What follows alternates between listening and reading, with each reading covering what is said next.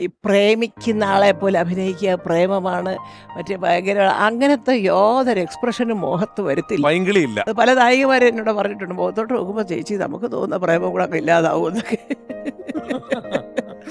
അമ്പടിക്കള്ളി ഈ സാധനം എപ്പോഴേലും അമ്പടിക്കള്ളി എന്ന് വിളിച്ചിട്ടുണ്ട്? എന്നെ വിളിച്ചിട്ടില്ല. സുഹോട്ടൻ്റെ സംസാരം കണ്ടില്ല. ആരെങ്കിലും ഒക്കെ വീട്ടിൽ വളരെ വേണ്ടപ്പെട്ടവരായിരിക്കും. സുഹോട്ട ആ ആ ശരി എന്നിട്ട് ഈ 2, 3, 4 ഈ ചെറിയ വാക്കുകൾ നിൽക്കും. ഞാനും ഇന്ത്യനൊക്കെ അയ്യോ എപ്പോഴാ തിരിച്ചാന്ന് ചോദിച്ച് കഥ പോലെ അങ്ങ് തുടങ്ങും. സാറിൻ്റെ കണ്ണ് ശ്രദ്ധിച്ചിട്ടുണ്ട്? ഭയങ്കര തീക്ഷ്ണമായ കണ്ണുകളാണ് സാറിൻ്റെ. അതായത് നമ്മുടെ നേരെ ഒരു നോട്ടം നോക്കിയാൽ നമ്മുടെ ഉള്ളിലുള്ള മുഴുവൻ ചുഴിഞ്ഞെടുക്കാൻ പറ്റും പാകത്തിലുള്ള അത്രയും തീക്ഷ്ണമായ നോട്ടുള്ള ആളാണ്. പുള്ളി സിനിമയിലും കാണാം അങ്ങനെ ചില നോട്ടൊക്കെ കണ്ട ആൾ പേടിക്കും.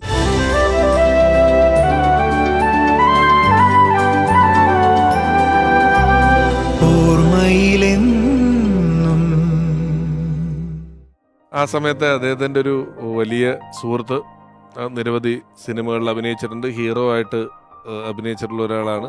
ഞങ്ങൾ വിളിച്ചപ്പം ഇന്ന ആവശ്യത്തിനാന്ന് പറഞ്ഞപ്പോൾ സ്നേഹപൂർവ്വം വരാം, ചെയ്യാം. നമുക്ക് അദ്ദേഹത്തിന് എന്താ പറയാനുള്ളതെന്ന് കേൾക്കാം. സുകുമാരൻ, ഞാൻ ചെമ്പരത്തിയൊക്കെ അഭിനയിച്ചു കഴിഞ്ഞതിന് ശേഷം നിർമാല്യത്തിലൂടെയാണ് അദ്ദേഹം വരുന്നത്. ഞങ്ങൾ ഒരുമിച്ച് ഒരുപാട് ചിത്രങ്ങളിൽ അഭിനയിച്ചു, വളരെയേറെ ചിത്രങ്ങളിൽ അഭിനയിച്ചു. കൂടുതലും ഗോപികുമാർ ഡയറക്റ്റ് ചെയ്ത പടങ്ങളിലാണ് അഭിനയിച്ചത്. കണ്ണുകൾ, ഇവളൊരു നാടോടി, അങ്ങനെ ഒരുപാട് ചിത്രങ്ങൾ. പിന്നെ പി ചന്ദ്രകുമാർ സംവിധാനം ചെയ്ത അധികാരം, അങ്ങനെ കുറേ ചിത്രങ്ങളിൽ ഞങ്ങൾ ഒരുമിച്ച് അഭിനയിച്ചു. സുകുമാരനുമായിട്ട് വളരെ അടുത്ത ബന്ധമായിരുന്നു എനിക്ക്. അദ്ദേഹം അശോകനഗറിലായിരുന്നു താമസിച്ചിരുന്നത്, മദിരാശിയിൽ. ഞാൻ KK നഗറിൽ, വളരെ അടുത്തടുത്താണ്. ഞാൻ സംവിധാനം ചെയ്ത കിളിപ്പാട്ടിൽ സുകുമാരനായിരുന്നു നായകൻ. നേരത്തെ ഞാൻ ആദ്യത്തെ ചിത്രത്തിൽ അഭിനയിച്ചപ്പോൾ അതിലെ നായകൻ ഇൻ്റർവെല്ലിന് ശേഷമാണ് വരുന്നത്, ശ്രീ പ്രേംനസീർ. ഇതിലും അതുപോലെ സുകുമാരൻ വരുന്നത് ഇൻ്റർവെല്ലിന് ശേഷമാണ്. ഞാൻ എൻ്റെ നാട്ടിൽ വെച്ചായിരുന്നു ഷൂട്ടിംഗ്. വളരെയധികം കോപ്പറേറ്റ് ചെയ്തു എനിക്ക് വേണ്ടി. എല്ലാ ദിവസവും വളരെ നേരത്തെ തന്നെ 6:15 ഞാൻ ഷൂട്ട് ചെയ്തിട്ടുണ്ട് രാവിലെ.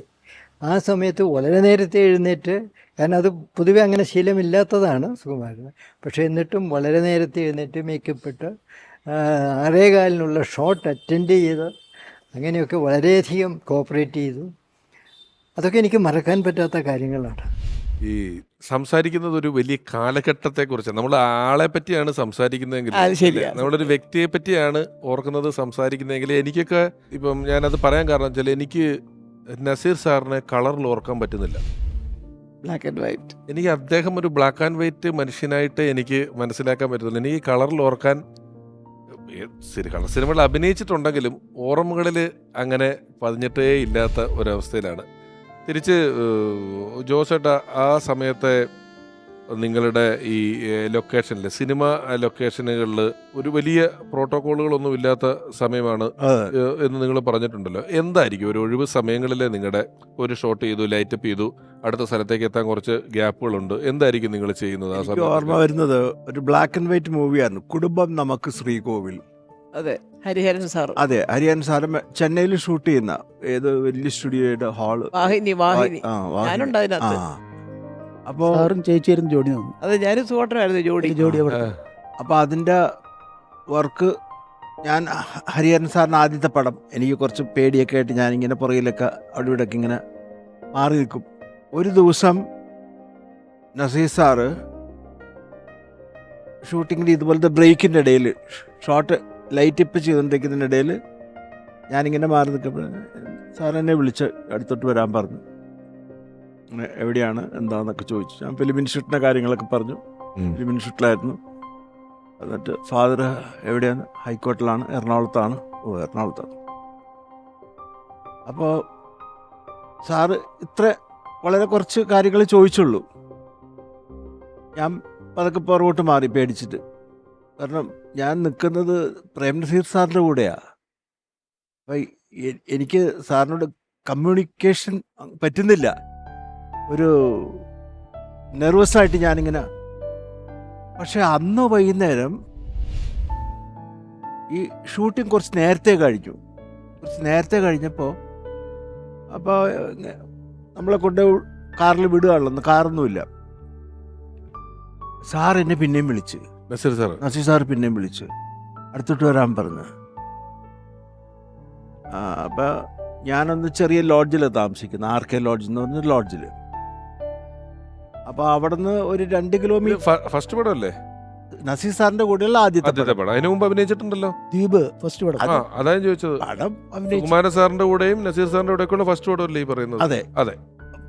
അതാ ഞാൻ ബ്ലാക്ക് ആൻഡ് വൈറ്റ് എന്ന് പറഞ്ഞത്. ആ അപ്പോൾ സാറ് രണ്ടാമത് വിളിച്ചപ്പോൾ എനിക്കൊരു പിടിയും കിട്ടിയില്ല. അപ്പം അപ്പോൾ സാറെന്നോട് പറയാണ്, ലോഡ്ജിൽ ഞാൻ അയക്കാം, എൻ്റെ കൂടെ വീട്ടിലേക്ക് വരും. എന്നിട്ട് സാറിൻ്റെ ആ പുത്തൻ മഞ്ഞ കളറിലൊരു ബെൻസ് കാറിനകത്ത്, എൻ്റെ അമ്മേ, 20 ആയിരുന്നു, അങ്ങനെ എന്തോ ആയിരുന്നു എൻ്റെ നമ്പർ. ശോ. നമ്മളിത് ദൂരെ നിന്ന് ഇങ്ങനെയൊക്കെ നോക്കിയിട്ടേ ഉള്ളൂ, ബെൻസ് ഇങ്ങനെ ഒളിഞ്ഞു നോക്കുന്ന മാതിരി. അതിനകത്തൊന്നും കയറിയിട്ടൊന്നുമില്ല. സാർ എന്നോട് പറഞ്ഞു, വാ നമുക്ക് വീട്ടിലോട്ട് പോവാം, എൻ്റെ മോനുണ്ട് അവിടെ, ഷാനു അവിടെയുണ്ട്, വീട്ടിലുണ്ട്, ഷാനു എന്നാണ് വിളിക്കുന്നത്, ഞാൻ പരിചയപ്പെടുത്തി തരാമെന്ന് പറഞ്ഞ് എന്നെ ഇവിടെ ഈ ബെൻസ് കാറിനകത്ത് കയറാൻ പറഞ്ഞു. അപ്പം പിന്നെ ഞാൻ എങ്ങനെ നെർവസ് ആകാതിരിക്കുന്ന. അങ്ങനെ സാറിൻ്റെ കൂടെ വീട്ടിലേക്ക് ആദ്യമായിട്ട് പോവുകയാണ്. ഫസ്റ്റ് ടൈം സാറിൻ്റെ വീട് കണ്ടു, ഈ കാറിൽ പോയി ഇറങ്ങി. സാർ അപ്പം തന്നെ മോനെ വിളിച്ച് ഷാവൻ ഓടി വന്നു. എൻ്റെ പൊന്നെ, ഷാനു വളരെ ഫ്രണ്ട്ലി കേട്ടോ, വളരെ friendly boy. You are studying in new college. Correct. Siddhu ചേട്ടനിലോട്ട് ഒന്ന് ഞാൻ വീണ്ടും തിരിച്ചു വന്നു കഴിഞ്ഞാൽ എത്ര കൊല്ലമാണ് പിന്നെ കൂടെ ഉണ്ടായിരുന്നത്? സാറിൻ്റെ കൂടെ ആ 2 വർഷം. സാറാണ് എന്നെ 7 ആർട്സിലേക്ക് പറഞ്ഞു വിട്ടത്. വിജയകുമാർ സാറിനോട് സംസാരിച്ചിട്ട് അവിടെ ജോലിക്ക് വാങ്ങിച്ചെന്ന്. അപ്പം ഞാൻ അവിടുന്ന് ഓരോ ഷൂട്ടിംഗ് 7 ആർട്സിൻ്റെ പടങ്ങളും മോനേട്ടൻ്റെ പടങ്ങളും കഴിഞ്ഞാൽ നേരെ എൻ്റെ വീട്ടിലേക്കല്ല പോകുന്നു, കല്യാണം കഴിഞ്ഞിട്ടില്ല. അപ്പം നേരെ തിരുവനന്തപുരത്തേക്ക് വരിക. തിരുവനന്തപുരത്ത് വന്നു കഴിഞ്ഞാൽ സാറുള്ള സമയമാണെങ്കിൽ ഒരു ചാരുകസേര ഉണ്ട് അവിടെ, ആകുമ്പോൾ സാർ ഇരിക്കുന്നുണ്ടാവും. അപ്പോൾ ഞാനവിടെ ചെന്ന് പെട്ടിക്കോടെ വെച്ച് നിന്നിട്ട് സാറോട് അപ്പോൾ ഇന്നലെ പോകുന്ന കാര്യങ്ങൾ ചോദിക്കും. അപ്പോൾ നമുക്ക് ഒരു ചെറിയ പേടി പോലെ ഇങ്ങനെ മനസ്സിലുണ്ടാവും. അത് കഴിഞ്ഞാൽ സാറിൻ്റെ സംസാരം കഴിഞ്ഞ് നേരെ അകത്തേക്കാണ്. അപ്പോൾ അകത്ത് ചേച്ചി ഉണ്ടാവും, മക്കളൊക്കെ സ്കൂളിലായിരിക്കും. അങ്ങോട്ട് കടന്ന പിന്നെ ഭയങ്കര ഫ്രീ ആണ്, നമ്മുടെ വീട് പോലെ. സാറിൻ്റെ അവിടെ നിന്ന് ചാടി കിടന്ന് വേറെ എന്തോ ഒരു ലോകത്തെത്തിയ പോലെ. ഈ സിദ്ധുവേട്ടൻ അനുഭവിച്ച സുഖമുണ്ടല്ലോ ജോസേട്ടാ, ഈ ആ സുഖം ഞാനൊക്കെ സിനിമയിലുണ്ട്, സിനിമ ചെയ്തിട്ടുണ്ടെങ്കിൽ ഇപ്പം സിദ്ധുവേട്ടൻ സിനിമയിൽ തന്നെയാണ് എല്ലാവരെയും കാണുന്നുണ്ടെങ്കിൽ ആ സമയത്ത് അതൊരു വലിയ സുഖമാണ്. ആ വർത്താനം കാണുന്നതും ആ വർത്താനം കേൾക്കുന്നതും ഇവർ തമ്മിൽ പറയുന്നതൊക്കെ ഇതുമായിട്ടൊന്നും ബന്ധമില്ലെങ്കിലും ഒരു സാമി സാറ് വളരെ സീനിയറാണ്, മമ്മൂക്ക വളരെ സീനിയറാണ്.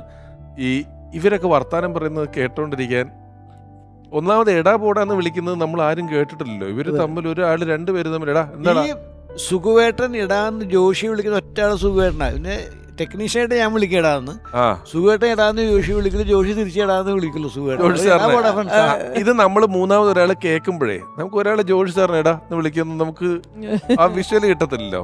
അതുപോലുണ്ട്. അനശ്വരനായ സുകുമാരൻ സാറിന്റെ നല്ല ഓർമ്മകൾ പങ്കുവെച്ചുകൊണ്ട് നമ്മുടെ ഈ യാത്രയിൽ പുതിയൊരു അതിഥി എത്തുന്നതിന് മുമ്പ് കഴിഞ്ഞ കുറേ അധികം സമയം നമ്മളോടൊപ്പം ഉണ്ടാവുകയും നല്ല ഓർമ്മകൾ പങ്കുവെക്കുകയും ചെയ്ത പ്രിയപ്പെട്ട നടൻ ശ്രീ ജോസ്, പ്രിയപ്പെട്ട SN സാമി സാർ, രണ്ടുപേരോടുമുള്ള ഓർമ്മയിലെന്നും ടീമിൻ്റെ ഹൃദയംഗമമായ നന്ദി ഈ സമയത്തിന് ഞങ്ങൾ രേഖപ്പെടുത്തുന്നു. വളരെ നന്ദി. Thank you very much ജോസേട്ടാ.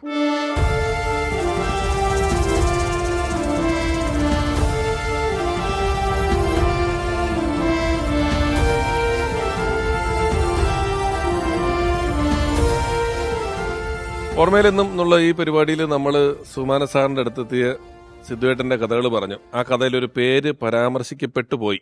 എന്നോട് അവിടെ ചെന്ന് നിൽക്കണം, ലൊക്കേഷനിൽ ഇങ്ങനെ നിൽക്കണം, പുതിയൊരാൾ ലൊക്കേഷനിൽ വന്നാൽ സുമാന സാർ ഓട്ടോമാറ്റിക്കലി ആരാ പുതിയവനെന്ന് ചോദിക്കാൻ പാകത്തിന് നിൽക്കണം എന്നൊക്കെയുള്ള ഉപദേശം തന്ന ഒരാളെ കുറിച്ച് പറഞ്ഞു. ആൽവിൻ ആന്റണി ചേട്ടൻ്റെ പേര് പറഞ്ഞല്ലോ, അദ്ദേഹം എത്തിയിട്ടുണ്ട്. ഹൃദയപൂർവ്വം ഓർമ്മയിലെന്നും ഉള്ള ഈ പരിപാടിയിലേക്ക് സ്വാഗതം ചെയ്യുന്നു പ്രിയപ്പെട്ട നിർമ്മാതാവായ ആൽവിൻ ആന്റണി.